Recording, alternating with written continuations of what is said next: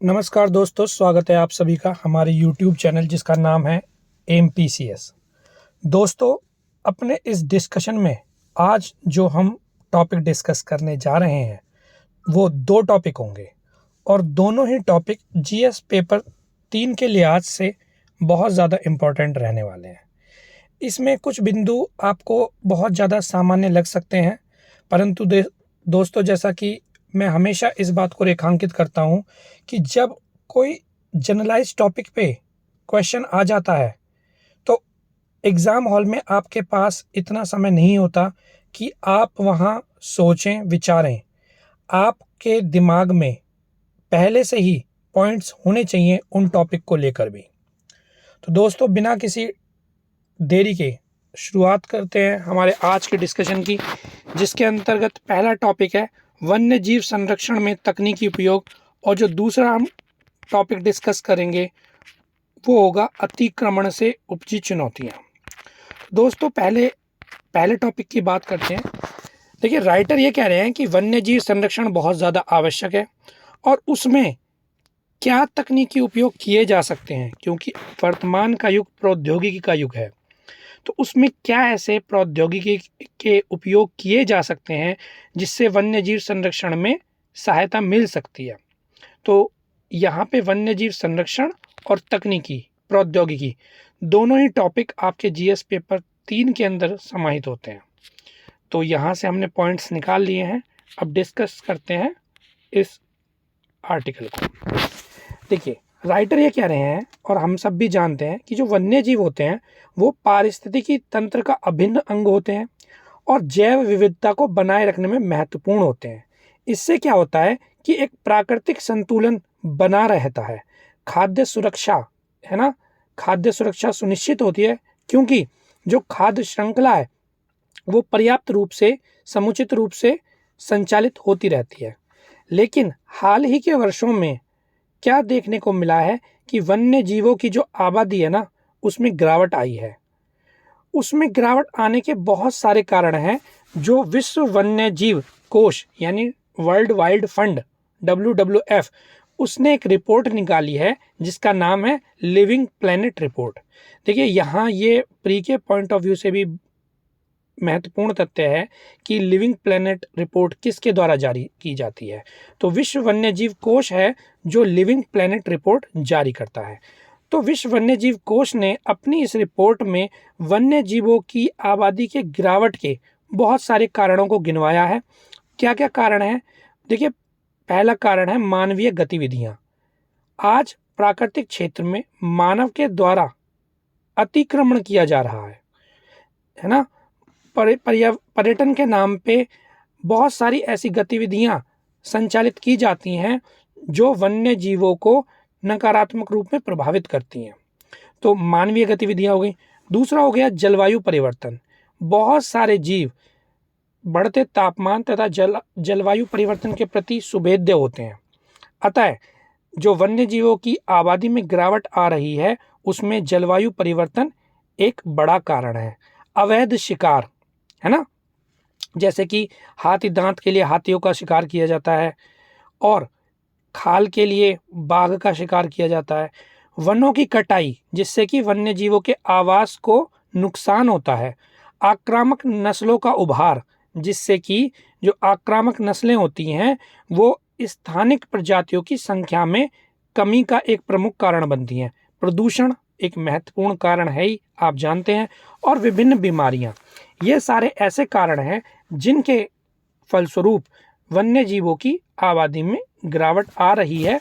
और इन्हीं कारणों को रेखांकित किया है विश्व वन्य जीव ने अपनी रिपोर्ट लिविंग प्लेनेट में। IUCN international union for conservation of nature की रिपोर्ट में भी ये बताया गया है कि दुनिया भर में जो वन्य जीव हैं और वनस्पतियां हैं उनकी हजारों प्रजातियां संकट में हैं। आपको ज्ञात होगा कि IUCN के द्वारा रेड डेटा बुक का प्रकाशन किया जाता है। अब देखिए, अंतर्राष्ट्रीय स्तर पर जो वन्य जीवों के व्यापार का नियमन के लिए एक संस्था है साइट्स, जो कि उनकी तस्करी को रोकती है। इसी तरह से वन्य जीवों की अंतर्राष्ट्रीय स्तर पर तस्करी रोकने के लिए भारत सहित 5 देशों ने, ये देश कौन कौन से हैं? Bharat, Bangladesh, Thailand, Malaysia, Indonesia. इन 5 देशों ने अंतर्राष्ट्रीय स्तर पर एक साझा तंत्र विकसित करने की योजना बनाई है और इस योजना के माध्यम से ये सुनिश्चित करने की कोशिश की जा रही है कि इंटरपोल की मदद ली जाए ताकि जो वित्तीय प्रवाह तंत्र है अंतर्राष्ट्रीय स्तर पर वन्य जीवों की तस्करी का, उसको तोड़ने के लिए कार्य किया जा सके। ठीक है, अब देखिए विश्व वन्य जीव जो हैं उनके जो हमारी खाद्य श्रृंखला है उसमें महत्व बताने के लिए, जैव विविधता के लिए, इन सब विषयों में जागरूकता बढ़ाने के लिए 3 मार्च को विश्व वन्य जीव दिवस हम मनाते हैं। और 2024 में विश्व वन्य जीव दिवस जो मनाया गया उसकी थीम थी लोगों एवं ग्रहों को जोड़ना, वन्य जीव संरक्षण में नवाचार की खोज। तो वन्य जीव संरक्षण में जो नवाचार की खोज यहाँ थीम के अंतर्गत है, ये आपके प्री पॉइंट ऑफ व्यू से भी थीम वाला क्वेश्चन इंपॉर्टेंट हो जाता है। तो इस थीम के अंतर्गत ही जो वन्य जीव संरक्षण में नवाचार की खोज है, तो राइटर वहीं से ये कह रहे हैं कि क्या क्या तकनीकी नवाचार और डिजिटल संरक्षण प्रौद्योगिकियां हो सकती हैं जिससे क्या किया जाए, जिससे वन्य जीवों का संरक्षण हो और टिकाऊ और कानूनी व्यापार हो वन्य जीवों का। एक ऐसा व्यापार जो वैध हो, एक ऐसा व्यापार जिससे जैव विविधता का क्षरण ना हो, एक ऐसा व्यापार जो प्राकृतिक संतुलन पर आधारित हो। ठीक है, और मानव तथा वन्य जीव के सह अस्तित्व को कैसे संचालित किया जाए, इन सारे बिंदुओं पर मनन किया जा सकता है। किसके आलोक में? तकनीकी नवाचार और डिजिटल संरक्षण प्रौद्योगिकियां। तकनीकी नवाचार में देखिए क्या क्या हो सकता है? अनुसंधान, संचार, ट्रैकिंग, डीएनए विश्लेषण। ठीक है, तो इसके माध्यम से वन्यजीव संरक्षण के जो पहलू हैं उनको आसान बनाया जा सकता है। जैसे कि अभी हम आगे देखेंगे, लेकिन एग्जाम्पल के तौर पे देख सकते हैं कि अगर वन्य जीवों की जो गतिविधियां हैं या जो अवैध शिकारी हैं उनकी गतिविधियों को ट्रैक करने के लिए ड्रोन से निगरानी रखी जा सकती है। तो जो तकनीकी नवाचार है और डिजिटल संरक्षण प्रौद्योगिकियां हैं उसके माध्यम से वन्यजीव संरक्षण के पहलुओं को आसान, अधिक कुशल और सटीक बनाया जा सकता है। अब महत्वपूर्ण मुद्दे कौन कौन से यहाँ पर देखिए, पहली चीज है कि नए उपकरणों तक असमान पहुंच। जो बहुत से वन्य जीव संस्थान हैं या इस दिशा में काम करने वाली संस्थाएं हैं, उनके पास इस तरह के आधुनिक उपकरणों की पहुंच नहीं है। पर्यावरण प्रदूषण अपने आप में एक बड़ी समस्या है।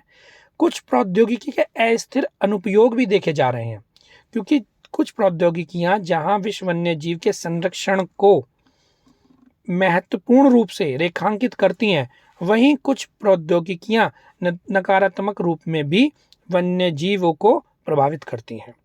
और 2030 तक जो सार्वभौमिक डिजिटल समावेशन का लक्ष्य है उसके प्रति भी बहुत सारी चुनौतियां देखी जा रही हैं। अब राइटर क्या कह रहे हैं कि देखिए, शिकारियों से बचाने के लिए हम ड्रोन का प्रयोग कर सकते हैं निगरानी के माध्यम से, और इंफ्रारेड कैमरों का प्रयोग किया जा सकता है, क्योंकि इंफ्रारेड कैमरे कैसे होते हैं जो रात के अंधेरे में भी कार्य कर सकते हैं, जिससे कि वन्य जीवों की जो गतिविधियां हैं तथा जो अवैध शिकारी हैं उन पर निगरानी रखी जा सके। वेब आधारित प्लेटफॉर्मों के माध्यम से क्या कर सकते हैं कि अवैध वन्य जीव व्यापार से निपटने के लिए, है ना, वेब आधारित प्लेटफॉर्मों के माध्यम से अवैध वन्यजीव व्यापार से निपटने के लिए वर्ल्ड वाइड फंड यानी विश्व वन्यजीव कोष ऑनलाइन व्यापार और मानकीकृत वन्यजीव नीति अपनाने हेतु ई-कॉमर्स और सोशल मीडिया के साथ मिलकर कार्य करने का लक्ष्य लिया है विश्व वन्यजीव कोष ने, ताकि अवैध वन्यजीव व्यापार से निपटा जा सके, है ना, किसका? ई-कॉमर्स और सोशल मीडिया का। ठीक है, उसके बाद आगे बढ़ते हैं। कौन कौन सी नीतियां हैं? देखिए, वन्य जीवों की निगरानी, अवैध गतिविधियों पर नजर रखने के लिए तथा वन्य जीवों के संरक्षण में कौन कौन सी तकनीकियां हैं, जैसे कि ड्रोन अभी हमने डिस्कस किया कि चाहे तो अवैध शिकारियों की गतिविधि हो या विश्व वन्य जीवों की निगरानी करनी हो, उन सारे क्रियाकलापों के लिए ड्रोन बहुत महत्वपूर्ण होता है। इंफ्रारेड कैमरे जो कि रात के अंधेरे में भी कार्य कर सकते हैं और इनके माध्यम से भी निगरानी रखी जा सकती है। उसके बाद आता है जीपीएस ट्रैकिंग और कैमरा ट्रैपिंग। देखिए, जीपीएस ट्रैकिंग और कैमरा टैपिंग जो है, इसके माध्यम से जो विश्व वन्य जीवों की जो संख्या है, वास्तविक संख्या, उनका अनुमान लगाया जा सकता है, जिसके माध्यम से ये पता चल सकता है कि क्या वन्य जीवों की संख्या में कमी आई है अथवा उसमें वृद्धि देखने को मिल रही है। उनके प्रवासों की एक जो पैटर्न है उनको ट्रैक किया जा सकता है, उनके मार्गों को ट्रैक किया जा सकता है। किनके माध्यम से? जीपीएस ट्रैकिंग और कैमरा टैपिंग के माध्यम से। उसके बाद बात करते हैं डीएनए विश्लेषण। ये भी एक महत्वपूर्ण तकनीक है। तो विश्व वन्य जीव संरक्षण में ये तकनीक कैसे प्रभावित होगी कि देखिए, इससे प्रजातियों की पहचान की जा सकती है ना। आवास, भोजन और प्रजनन व्यवहारों को समझने में मदद मिल सकती है। आनुवांशिक विविधता और उसके संबंधों का अध्ययन किया जा सकता है। किसके माध्यम से? डीएनए विश्लेषण तकनीकी के माध्यम से। और जैसा कि एक टॉपिक बहुत ज़्यादा इंपॉर्टेंट है, कृत्रिम बुद्धिमत्ता, है ना।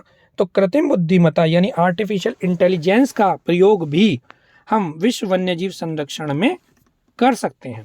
इन सारी तकनीकों के माध्यम से वन्यजीव संरक्षण के लिए एक हम महत्वपूर्ण रणनीति बना सकते हैं, और न केवल रणनीति बना सकते हैं अपितु उसके कार्यान्वयन के लिए भी इन तकनीकों का उपयोग कर सकते हैं, जिससे कि जो वन्य जीव हैं उनके संरक्षण पर कार्य किया जा सके, प्राकृतिक संतुलन बनाया जा सके, जैव विविधता को सुनिश्चित किया जा सके। तो ये इतनी सारी तकनीकी हैं, कहाँ कहाँ कार्य आ सकती हैं, उसका हमने जितने भी पॉइंट्स थे उनको देखा। अब देखिए, उसके बाद राइटर कह रहे हैं कि वन्य जीवों के जो अस्तित्व पर जो संकट मंडरा रहा है उससे क्या क्या प्रभाव पड़ सकते हैं। देखिए, बहुत सारे उससे भविष्य में पैदावार कम होने की संभावना है, खाद्य उत्पादन में कमी आएगी। जब इस तरह की चीजें देखेंगे तो पारिस्थितिक तंत्र भी बुरी तरह प्रभावित होगा। ठीक है। उसके बाद जंगलों में अतिक्रमण और अवैध कटान भी अन्य कारण हैं जिनसे वन्य जीवों के अस्तित्व पर संकट मंडरा रहा है। प्रदूषण बढ़ रहा है ना।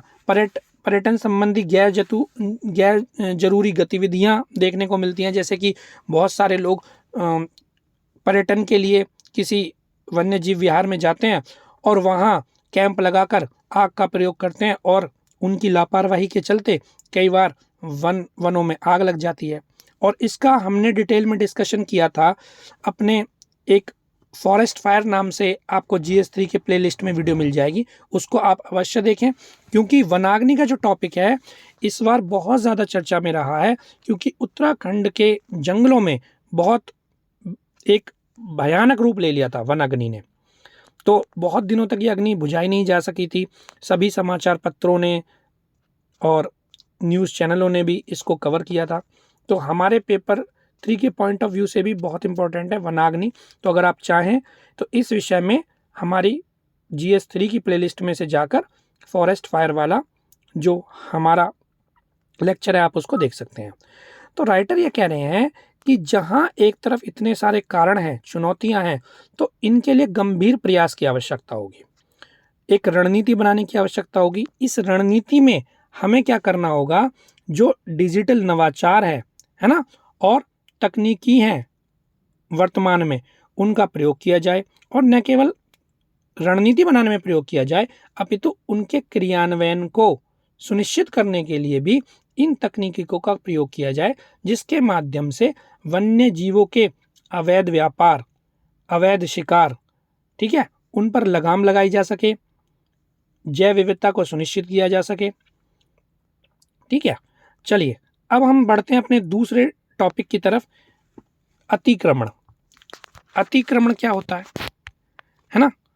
ये भी हमारा GS पेपर 3 के लिहाज से बहुत ज़्यादा इंपॉर्टेंट टॉपिक है। तो देखिए, अगर बात की जाए अतिक्रमण का एक सीधा सा मतलब होता है कि जमीन किसी और की है या संसाधन किसी और का है और उस पर कोई दूसरा पक्ष अवैध रूप से अपना हक जमाता है, उसे कहते हैं अतिक्रमण। तो देखिए, राइटर क्या कह रहे हैं कि अतिक्रमण आज की डेट में एक बड़ी समस्या है, और अतिक्रमण में जो लोग अपना अधिकार जमा लेते हैं वो किसी की ज़मीन को नहीं छोड़ते, चाहे वो किसानों की ज़मीन हो, गोचर ज़मीन हो, ग्राम समाज की ज़मीन हो, वन विभाग की ज़मीन हो, खेल के मैदानों के लिए आरक्षित ज़मीन हो, सेना की हो, रेलवे हो, सरकारी पार्क हो, इत्यादि ज़मीनों पर सब मतलब इन सभी क्षेत्रों में, इन सभी क्षेत्रों की ज़मीन जो है उस पर अतिक्रमण की जो समस्या है वो देखी जा रही है। भारत में ये अतिक्रमण कौन कौन करता है? देखिए, भारत में जो झुग्गी झोपड़ियों में रहने वाले लोग हैं वो तो करते ही करते हैं, माफिया तो करते ही करते हैं, लेकिन कुछ विदेशी घुसपैठिए भी जो होते हैं वो भी क्या करते हैं, इन जमीनों पर अतिक्रमण कर लेते हैं, अपना अवैध हक जमाते हैं। ऐसा क्यों हो सकता है? स्थानीय प्रशासन की लापरवाही के कारण। ठीक है, अब अतिक्रमण के कारण कौन कौन से हैं, राइटर ये बता रहे हैं। देखिए, जैसा हमने बताया कि बहुत ज़्यादा जनरलाइज्ड टॉपिक है, लेकिन फिर भी अगर आप एक बार सरसरी निगाह से इस लेक्चर को देख लेंगे या पॉइंट्स बना लेंगे तो एग्ज़ाम में आपको बिल्कुल भी समय वेस्ट करने की आवश्यकता नहीं होगी, क्योंकि आपके पास पहले से ही टॉपिक होंगे और आपको सोचने की ज़रूरत नहीं होगी। तो अतिक्रमण के कारण क्या क्या है? देखिए, राजनेता, प्रशासन और दबंग इत्यादि की मिलीभगत होती है।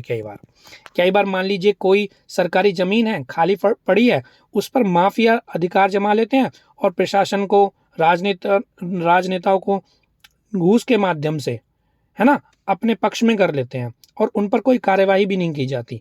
तो इस तरह से जो ये गठजोड़ है दबंगों का, प्रशासन का, राजनेताओं का, इसके कारण भी अतिक्रमण की समस्या क्या है देखने को मिलती है। और भारत में क्या है कि अतिक्रमण को लेकर बहुत लचीले कानून है, नाम मात्र का हर्जाना और मात्र 3 महीने की सजा। अभी हम देखेंगे आगे, है ना, इस तरह के लचीले कानून है। उसके बाद प्रशासनिक लापरवाही या नज़रअंदाजी, जैसे हमने देखा कि प्रशासनिक लापरवाही के चलते ही जो विदेशी घुसपैठिए होते हैं वो भी भारत में अतिक्रमण करने लगते हैं। भ्रष्टाचार और शहरों की तरफ पलायन, है ना, रोजगार की तरफ में जब लोग जाते हैं, शहर की तरफ पलायन करते हैं, तो उनके पास रहने के लिए कोई ठिकाना नहीं होता, तो वो खाली पड़ी सरकारी ज़मीन पर एक तरह से उसको घेर लेते हैं, वहाँ अपने रहने की व्यवस्था कर लेते हैं और वहीं से देख शुरू होता है झुग्गी झोपड़ियों का फैलाव। ठीक है, स्थानीय नेताओं का समर्थन, कई बार वोट बैंक के लिए स्थानीय नेता जो होते हैं वो झुग्गी झोपड़ियों का समर्थन कर देते हैं। वो इस तरह के वादे भी करते हैं चुनावी जनसभाओं में कि अगर हमारी सरकार आती है, अगर मैं जीतता हूं तो हम इस कॉलोनी को वैध कर देंगे। और जनसंख्या विस्फोट, ये ऐसे सारे कारण हैं जिनकी वजह से क्या हो रहा है, अतिक्रमण देखा जा रहा है। और ये अतिक्रमण हर क्षेत्र में देखा जा रहा है, जैसे हमने ऊपर देखा, रेलवे की ज़मीन, सरकारी ज़मीन, ग्राम समाज की ज़मीन, है ना। अब देखिए इसके रूप क्या क्या हो सकते हैं, है ना। इसका सबसे जो रूप है वो है अवैध बस्तियां। और अवैध बस्तियों का प्रभाव क्या होता है? अवैध बस्तियों में देखिए समाज विरोधी, देश विरोधी, विकास विरोधी गतिविधियां संचालित होती हैं। ऐसे बहुत सारे प्रकरण सामने आए हैं जिसमें समाज विरोधी, देश विरोधी और विकास विरोधी गतिविधियां देखने को मिली हैं, जिनका संचालन अवैध बस्तियों के माध्यम से किया जा रहा था, क्योंकि वहाँ ना तो बहुत ज़्यादा निगरानी होती है उनकी और ना ही वहाँ पुलिस या प्रशासन का कोई बहुत बड़ा हस्तक्षेप होता है। तो क्या होता है कि देश विरोधी, विकास विरोधी, समाज विरोधी गतिविधियां एक प्रभाव के रूप में, एक परिणाम के रूप में, अतिक्रमण के परिणाम के रूप में सामने आती हैं।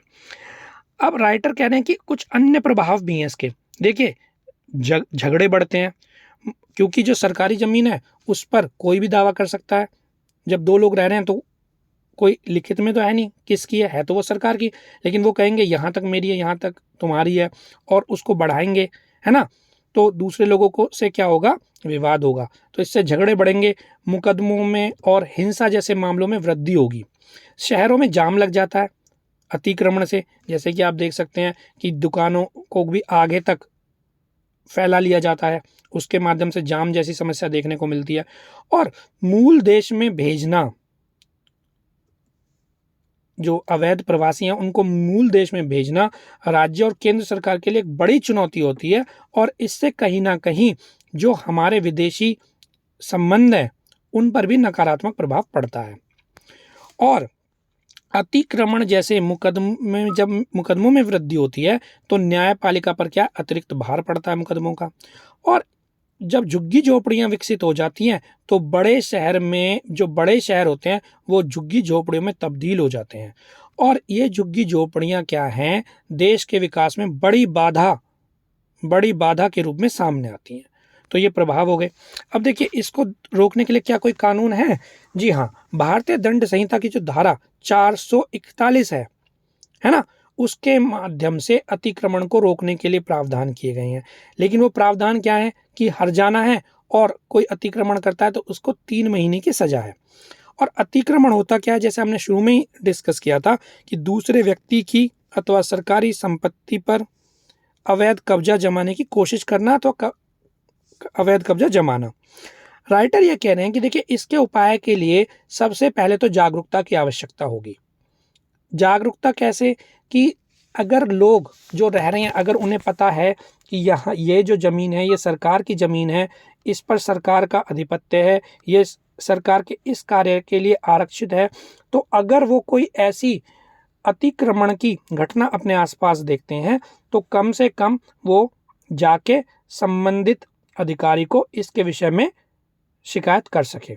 और कानून को कठोर बनाने की भी आवश्यकता है, क्योंकि 3 महीने की सज़ा जैसी अगर मान लीजिए सज़ा होगी तो लोग बहुत बड़ी ज़मीन पर भी अतिक्रमण कर सकते हैं। और एक बड़ी ज़मीन पर अतिक्रमण करके 3 महीने की सज़ा बहुत छोटी सज़ा है ना। इससे क्या है, एक निरोधक जो मानसिकता है वो भी नहीं देखी जाती। तो कानून को भी कहीं ना कहीं कठोर बनाने की आवश्यकता है।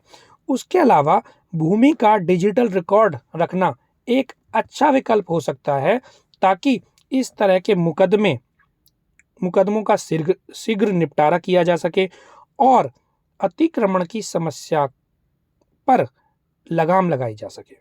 तो दोस्तों, आज के डिस्कशन में इतना ही। उम्मीद करते हैं दोनों टॉपिक पर आपको कुछ नए बिंदु भी मिले होंगे और आपके एग्ज़ाम पॉइंट ऑफ व्यू के लिहाज से हमारा डिस्कशन इम्पोर्टेंट होगा, ऐसी हमारी उम्मीद है, आशा है। अगर आपको हमारा ये इनिशिएटिव, हमारा डिस्कशन पसंद आ रहा है तो आप लोगों से रिक्वेस्ट है कि हमारे चैनल को सब्सक्राइब करें, अपने दोस्तों के साथ शेयर भी करें, ताकि हमें अच्छी तरह से मोटिवेशन मिले। और अगर आप हमारे इस प्रेजेंटेशन को लेकर कोई प्रतिक्रिया देना चाहते हैं, कोई फीडबैक देना चाहते हैं, ताकि इसको और अच्छे से आपके सामने प्रस्तुत किया जा सके, तो आप कमेंट के माध्यम से ऐसा कर सकते हैं। आपके कमेंट की हमें प्रतीक्षा रहेगी। जल्दी एग्ज़ाम के पॉइंट ऑफ व्यू से इम्पोर्टेंट रहने वाले टॉपिक के साथ आपसे फिर मुलाकात होगी। तब तक पढ़ते रहिए, अपने सपनों की तरफ बढ़ते रहिए, अपना और अपने परिवार का ख्याल रखिए और प्रकृति के लिए अपनी जो भूमिका है उसका निर्वहन कीजिए। दोस्तों, जय हिंद।